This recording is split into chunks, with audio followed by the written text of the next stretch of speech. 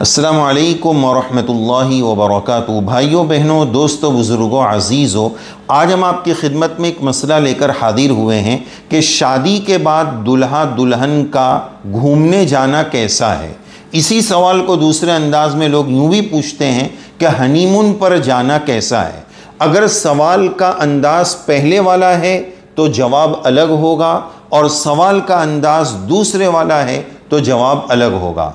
आप आगे बात समझ जाएंगे कि अगर शादी के बाद मियाँ बीवी किसी जगह तफरी के लिए जा रहे हैं, घूमने के लिए जा रहे हैं, किसी अलग बस्ती में जा रहे हैं, तो ये बिल्कुल जायज़ है, इसकी गुंजाइश है, इसकी पूरी इजाज़त है, इस शर्त के साथ कि उस सफ़र में कोई काम वो खिलाफ शरीयत न करते हो, पर्दे का पूरा एहतमाम करते हो, कोई बेहयाई वाला काम न करते हो, जिस जगह घूमने जा रहे हैं वहाँ पर भी कोई गुनाह न हो, कोई बेहयाई के काम में वो इन्वॉल्व न होते हो, तो ऐसे घूमने जाने में कोई हरज की बात नहीं है, बिल्कुल जा सकते हैं, इसकी बिल्कुल इजाज़त है। और उसके साथ दूसरी शर्त ये भी है कि अगर आप यूँ सवाल करते हैं कि हनीमून पर जाना, तो ये एक ख़ास इस्तिलाह है कुछ ख़ास कौमों की कि शादी के बाद वो मजहबी एतबार से अपने तौर पर इस तरह जाने को ज़रूरी समझते हैं।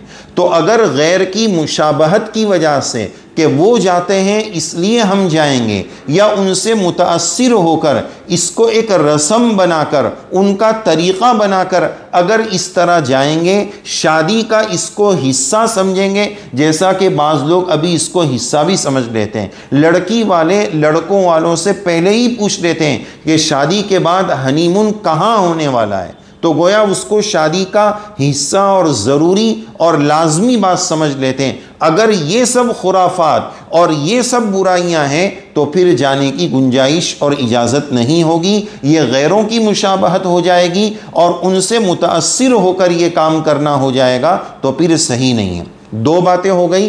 नंबर एक, उस सफ़र में कोई गुनाह का काम ना हो, पर्दे का पूरा एहतमाम हो, और नंबर दो, गैरों की मुशाबहत और उनसे मुतासिर होकर ये सफ़र न करें। बस पिकनिक के लिए, इंजॉय के लिए, और अपनी लाइफ जो नई शुरू होने वाली है, एक दूसरे को समझने के लिए, एक दूसरे को प्यार मोहब्बत तक़सीम करने के लिए, हलाल मोहब्बत की नई शुरुआत नए अंदाज में करने के लिए अगर अच्छे मकासद के लिए जा रहे हैं, दुआओं के एहतमाम के साथ जा रहे हैं, शरई हुदूद की रिआयत के साथ जा रहे हैं, तो इसमें कोई हरज की बात नहीं है।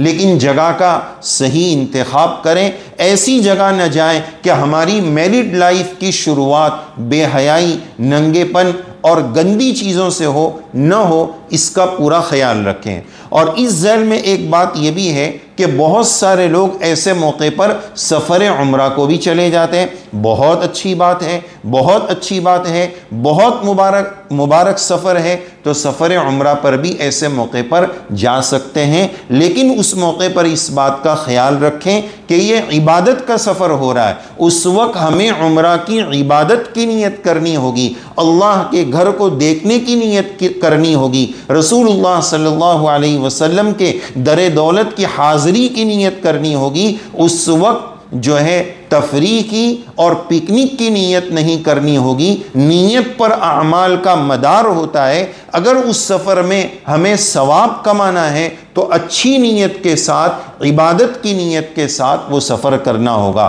खुलासा कलाम ये कि शादी के बाद मियाँ बीवी का सफ़र करना बिल्कुल जायज़ और दुरुस्त है, शराइत की रिआयत के साथ। लेकिन अगर उसको हनीमून का उन्वान दिया जाए, गैरों की मुशाबहत और उनसे मुतासिर होकर किया जाए, तो फिर ये दुरुस्त नहीं होगा।